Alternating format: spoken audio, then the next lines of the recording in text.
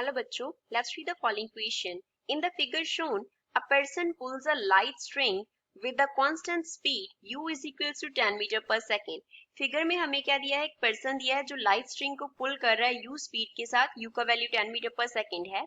The other end of the string is tied to a very small block which moves on a smooth horizontal surface.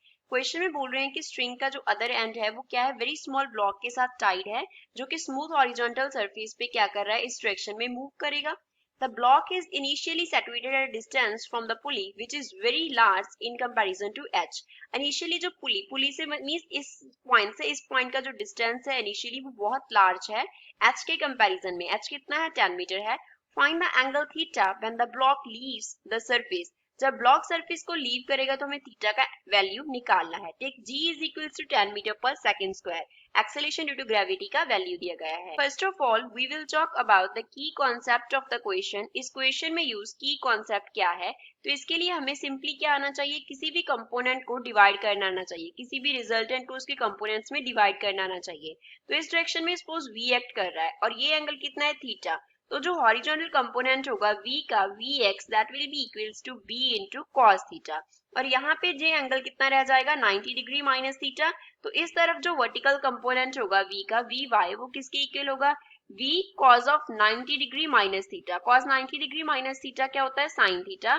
तो vy का जो value है, तो vy का value है जो v sin थीटा होगा. तो ये हॉरिजॉन्टल एंड वर्टिकल कंपोनेंट्स हैं. अब इस क्वेश्चन को सॉल्व करते हैं. इस क्वेश्चन का जो वेलोसिटी होगा v वो इस तरफ होगा v. तो इस तरफ अगर थीटा एंगल बन रहा है तो इस तरफ कौन सा कंपोनेंट होगा, v cos थीटा होगा.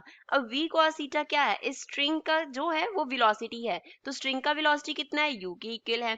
विच means we can write v cos theta is equals to u. तो यहाँ से अगर हम v का वैल्यू निकालें तो वो क्या होगा, u divide by cos theta होगा. और 1 अपॉन cos थीटा हमारे पास क्या होता है, secant theta. So we can write जो वेलोसिटी होगी वो इक्वल होगी u इंटू secant थीटा की. Consider equation number 1. अब यहाँ से अगर हमें एक्सेलरेशन निकालना हो तो बोथ साइड्स क्या कर देंगे, डिफरेंशिएट. सो dv अपॉन dt किसके इक्वल आ जाएगा. अब u तो चेंज नहीं होगा क्योंकि कांस्टेंट वेलोसिटी दिया है, तो u बाहर आ गया. तो डेरिवेटिव किसका होगा, secant थीटा का, d secant theta by dt आ गया. तो ये फर्दर किसके इक्वल आएगा, u. secant थीटा का डेरिवेटिव क्या होता है, secant theta into tan theta. And then हम करेंगे थीटा का डेरिवेटिव जो कि हमें देगा d थीटा बाय dt. तो ये हमारे पास एक्सेलरेशन का वैल्यू आ गया. Consider question number 2. अब इसका क्या करते हैं, हम ब्लॉक का फ्री बॉडी डायग्राम बनाते हैं. कंसिडर कर लो कि ये हमारे पास क्या है, ब्लॉक है. इसका जो वेट है mg वो डाउनवर्ड एक्ट करेगा. फ्लोर इस पे क्या लगाएगा, नॉर्मल रिएक्शन लगाएगा जो कि अपवर्ड एक्ट करेगी.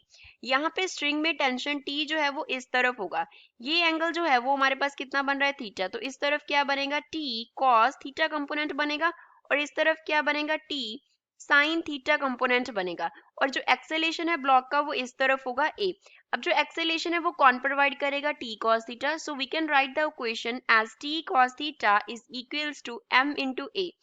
ऑल्सो नॉर्मल जो है वो अपवर्ड एक्ट कर रही है, normal force. T sine theta upward act कर रहा है. एंड ये किसे बैलेंस कर रहे हैं, mg को बैलेंस कर रहे हैं. बट हम वो पॉइंट कंसिडर कर रहे हैं जब वो फ्लोर से ब्रेक ऑफ कर जाएगा.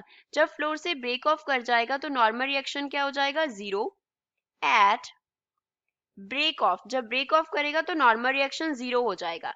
विच मीन्स हमारी इक्वेशन में टी साइन थीटा mg के इक्वल आ गया. So we can write T sine theta is equals to mg. And हमारी दूसरी इक्वेशन है t cos theta is equals to m a. तो इन दोनों को अगर हम डिवाइड कर दें, इन दोनों को हम क्या कर दें, डिवाइड कर दें, तो लेफ्ट हैंड साइड पे क्या आ जाएगा, sine theta by cos theta. And right side पे क्या आ गया, mg अपॉन ma. तो यहाँ से हमारे पास, तो यहाँ से tan थीटा का जो वैल्यू है वो क्या आ गया, g अपॉन a के इक्वल आ गया. तो यहाँ से हम अगर g का वैल्यू निकालें तो g इक्वल होगा a इंटू tan थीटा के. Consider equation number 3. तो ये थर्ड इक्वेशन हो गया. अब फर्दर इस तरफ जो ब्लॉक ने जो डिस्टेंस ट्रेवल करना है वो कितना है, h है. जो इस तरफ करना है वो कितना है, x है. और यहाँ पे जो एंगल बन रहा है दैट इज एंगल थीटा है. तो यहाँ से हम क्या लिख सकते हैं, अगर h का वैल्यू लिखना हो तो tan थीटा हमें मालूम है किसके इक्वल होता है, tan theta is perpendicular base upon perpendicular. So जो x का वैल्यू है tan थीटा हमारे पास क्या होता है, tan थीटा हमारे पास होता है परपेंडिकुलर अपॉन बेस, तो यहाँ से x का जो वैल्यू है वो क्या आ जाएगा, h अपॉन tan थीटा के इक्वल।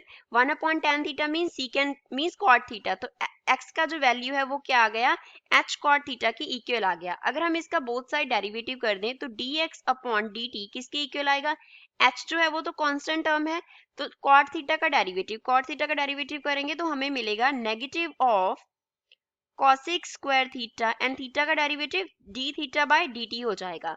जो x है, क्योंकि जो ऑब्जेक्ट है वो इस तरफ मूव करेगा तो x क्या करेगा, डिक्रीज करेगा। अगर x का वैल्यू डिक्रीज करेगा तो dx बाय dt क्या है, उसका वेलोसिटी है v, तो वो भी क्या करेगा, डिक्रीज करेगा।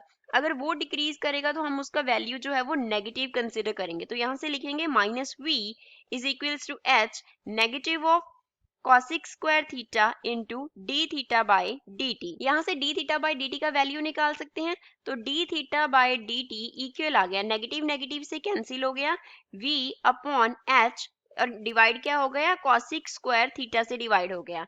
फर्दर जो v का वैल्यू था वो हमने क्या निकाला था, u into secant theta divide हो गया किससे, h into cosec square theta से। तो अब g का जो हमने वैल्यू निकाला है वो निकाला है a इंटू tan थीटा के इक्वल। यहाँ पे पहले एक्सेलेरेशन का वैल्यू फिल करते हैं। एक्सेलेरेशन का वैल्यू हमने क्या निकाला था, u secant theta tan theta into D theta by D T. tan theta ऊपर से एज इट इज आ गया। अब d थीटा बाई dt का जो वैल्यू है वो सब्स्टिट्यूट कर देंगे, तो जहां से g का वैल्यू आ गया u secant theta into tan का क्या हो गया, स्क्वायर हो गया, into D theta by D T का जो वैल्यू है that is u secant theta divide bye क्या है, h cosec स्क्वायर थीटा। तो ये हमारे पास बन गया u square secant square theta tan square theta divide by h into cosec square theta, and ये टर्म किसके इक्वल है, g के इक्वल है। अब secant square theta into tan square theta divide by cosec square theta क्या होता है, tan raise to power 4 theta, तो हमारे पास आ गया u square by h into tan raise to power 4 theta is equals to g। अब u का वैल्यू जो है वो कितना है, 10 मीटर पर सेकंड है, h का वैल्यू कितना है, 10 मीटर है, g acceleration due to gravity का वैल्यू 10 मीटर पर सेकंड स्क्वायर है। तो सारी वैल्यू सब्स्टिट्यूट कर देंगे, हमारे पास क्या आ जाएगा, u का square means 100 divide by h means 10, tan raise to power 4 theta is equals to g means 10।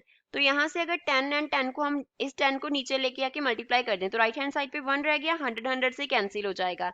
So tan raise to power 4 theta किसके इक्वल है, 1 के इक्वल है, विच मींस थीटा का जो वैल्यू है वो क्या है, tan इनवर्स पाई बाय 4 है, तो थीटा का वैल्यू आ गया pi by 4। This is the final answer for the given question. I hope you understood well. Thanks.